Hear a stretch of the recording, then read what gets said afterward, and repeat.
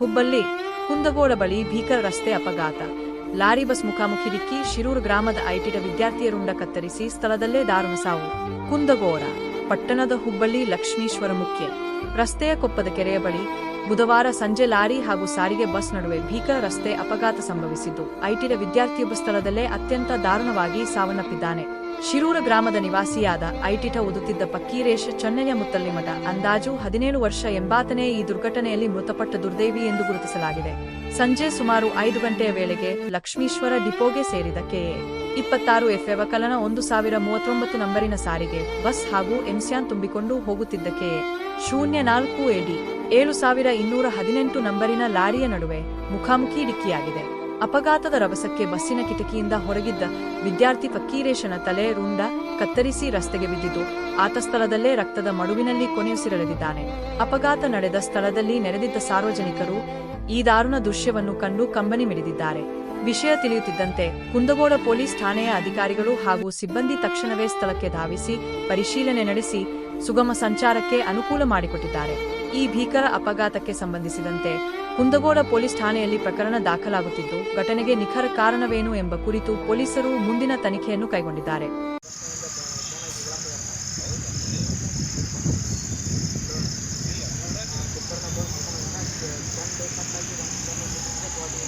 ITI college ಹೋಗ್ತಿದ್ರು ನಮ್ಮ ಹುಡುಗ. ಹುಬ್ಬಳ್ಳಿಯಿಂದ ಶಿರೂರು ಬರುವಾಗ ಡಿಂಪರ್ಗೆ ಮತ್ತು ಬಸ್ಗೆ ಇದು ಆಗಿ ಅಲ್ಲೇ ಸ್ಪಾಟ್ನಾಗ ಸತ್ತ. ಹುಡುಗನ ಹೆಸರೇನು ಸರ್? ಹುಡುಗನ ಹೆಸರು ಫಕ್ಕೀರೇಶ ಚೆನ್ನಯ್ಯ ಮುತ್ತಳ್ಳಿ. ಎಷ್ಟು ಗಂಟೆಗೆ ಆಗಿದೆ ಸರ್? 4:45. ಕೇಸ್ ಆಗಿದೆ ಸರ್? ಇನ್ನೂ FIR ಆಗಿಲ್ಲ ರೀ, ಮಾಡ್ತೀವಿ ಸರ್. ಕುಂದಗೋಳ ತಾಲೂಕು ಧಾರವಾಡ ಜಿಲ್ಲಾ ಒಂದು ಶಿರೂರು ಗ್ರಾಮದಲ್ಲಿ ಫಕ್ಕೀರೇಶ್ ಚೆನ್ನಯ್ಯ ಮುತ್ತಳ್ಳಿ ಅವರ ನಿನ್ನೆನ ಒಂದು KSRTC ಬಸ್ನಲ್ಲಿ ಯುವಕ ಶಾಲೆ ಕಲಿಯಲಿಕ್ಕೆ ITI ಅಡ್ಮಿಷನ್ ಮಾಡಿಸಿರುತ್ತಾನೆ. ಅಡ್ಮಿಷನ್ ಮಾಡಿಸಿರುವ ಹಿನ್ನೆಲೆಯಲ್ಲಿ ಮರಳಿ ವಾಪಸ್ ಮನೆಗೆ ಬರುತ್ತಿರುವಾಗ KSRTC ಬಸ್ನಲ್ಲಿ ಒಂದು ವಿಭಿನ್ನ ದುರ್ಘಟನೆ ನಡೆದು ಆ ಯುವಕ ಒಂದು ಸಾವನ್ನಪ್ಪಿರುತ್ತಾನೆ. ಆ ಸಾವನ್ನಪ್ಪಿರುವ ಆ ಒಂದು ಯುವಕನ ಮನೆ ಹತ್ತಿರ ನಾವಿದ್ದೇವೆ. ಆ ಕುಟುಂಬಸ್ಥರನ್ನ ಕೇಳೋಣ. ಆ ಒಂದು ಈಗ ಹಲವಾರು ಮಾಧ್ಯಮಗಳಲ್ಲಿ ಒಂದು ಗುಟ್ಕಾ ಸೇವನೆ ಮಾಡಿ ತಾನು ಇಣಿಕಿ ಬಸ್ಸಿನಲ್ಲಿ ಉಗುಳುತ್ತಿರುತ್ತಾನೆ ಎಂದು ಹಲವಾರು ಮಾಧ್ಯಮಗಳಲ್ಲಿ ಪ್ರಸಾರ ಮಾಡುತ್ತಿದ್ದಾರೆ. ಆ ಒಂದು ಕುಟುಂಬಸ್ಥರನ್ನ ಕೇಳೋಣ. ಆ ಯುವಕ ಒಂದು ಚಟಾದಿಗಳನ್ನು ಒಳಗೊಂಡಿದ್ದಾನ ಇಲ್ಲ ಏನು ಅನ್ನುವುದನ್ನು ಅವರ ಬಾಯಲ್ಲೇ ತಿಳಿದುಕೊಂಡು ವಿಚಾರಿಸೋಣ. ಅವರ ಕುಟುಂಬಸ್ಥರನ್ನ ಕೇಳೋಣ.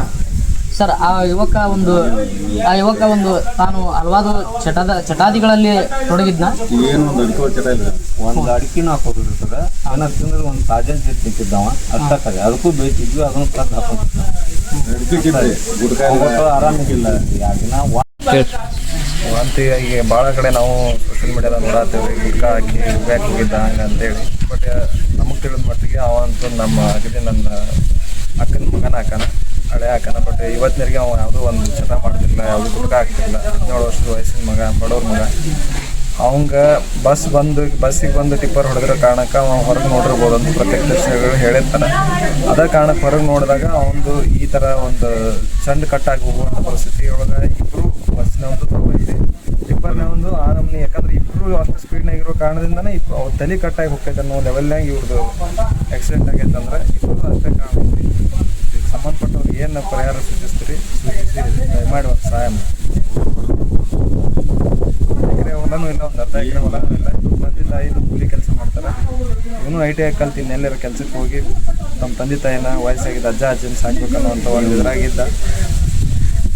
ಈ ನಮ್ಮನೆ ಆಗೈತೆ. ಯಾರು KSRTC ಡಿಪಾರ್ಟ್ಮೆಂಟ್ ಅಲ್ಲಿ ಯಾರು ಬಂದು ಸಾಂತ್ವನ ಹೇಳಿದಾರ?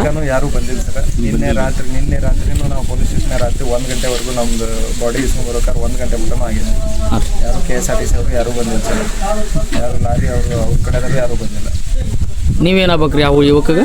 ನಾನು ನಮ್ಮ ಅಕ್ಕನ ಮಗ ಸರ್. ಹೌದ್ರಿ.